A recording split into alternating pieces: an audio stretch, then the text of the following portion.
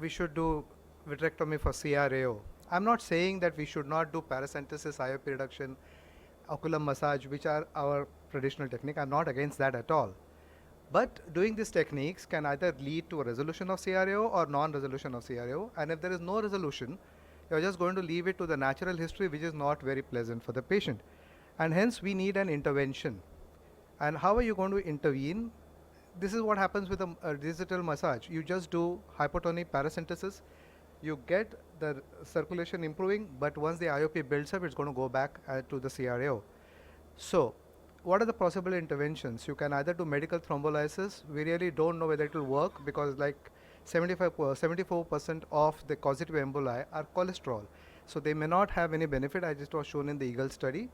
Or you have a surgical vitrectomy. Now what does surgical vitrectomy do? It gives you an advantage of having hypotony for a long time. You can massage the CRAO and you can even dislodge the thrombus. So look at it, gives you a spectacular results. Like, this is the video where I've shown so many times where in a young patient there's a CRAO, and when you can actually dislodge the embolus which moves to the periphery, you can see the white colored one, the cholesterol embolus. And when you continue this massage further, you can see the embolus. Now this type of result you're not going to get by just conservating the patient. What you're going to do when you have a very large embolus, which is after a mitral valve surgery, this type of embolus is not going to get dislodged how much amount of massage or how much amount of thrombolysis you do. You have to go inside and you have to massage the central retinal artery, and without doing that or without intervening, you're not going to achieve a restoration of the perfusion. So what happens? It even works in BRAO, which doesn't happen in case of paracentesis or when you do the conventional techniques. The results are absolutely replicable. Somil is here. I'm so happy. This is your video, Somil. Somil has done so well. You can see the multiple emboli which he had dislodged.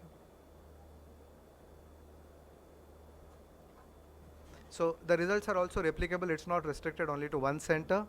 Is there evidence of reperfusion after this technique? Definitely. Here, this is the patient who had CRAO. You can see there's a delayed filling up, and most of the vasculature was not filled up.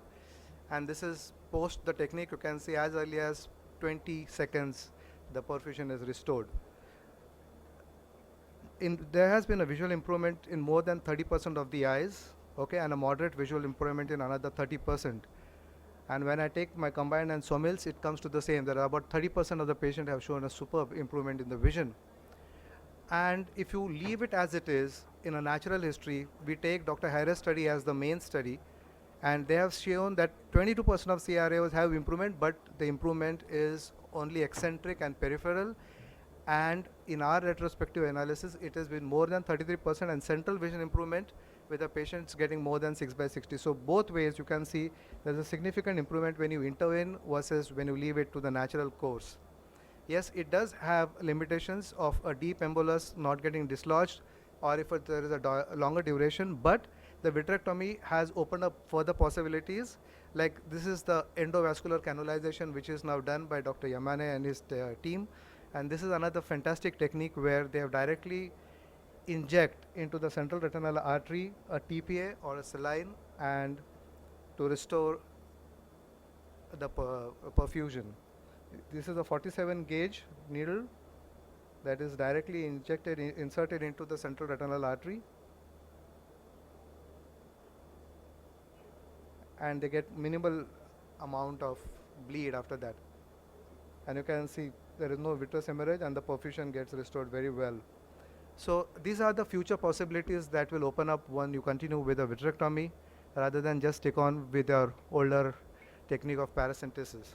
So in conclusion, vitrectomy does help. It opens up newer treatment options. It has helped restoring vision in 2 one-eyed patients.